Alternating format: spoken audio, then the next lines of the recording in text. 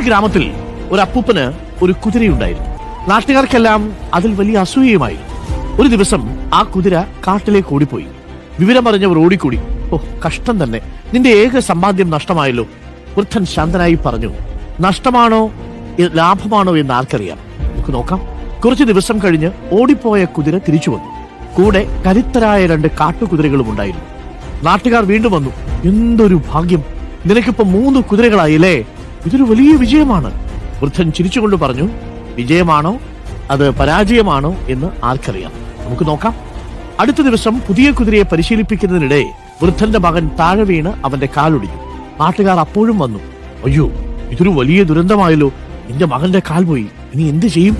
വൃദ്ധൻ പതിവ് പോലെ പറഞ്ഞു, ദുരന്തമാണോ അത് നേട്ടമാണോ എന്ന് ആർക്കറിയാം, നമുക്ക് കാത്തിരിക്കാം.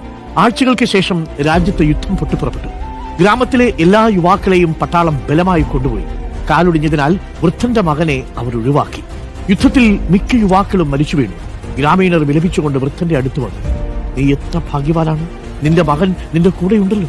വൃദ്ധൻ വീണ്ടും ശാന്തനായി മുഴിഞ്ഞു, ഭാഗ്യമാണോ നിർഭാഗ്യമാണോ എന്ന് ആർക്കറിയാം.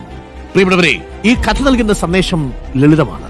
ജീവിതത്തിലെ സന്തോഷങ്ങളും സങ്കടങ്ങളും ശാശ്വതമേ അല്ല. ഇന്നത്തെ വിജയം നാളത്തെ പരാജയത്തിന്റെ തുടക്കമാകാം.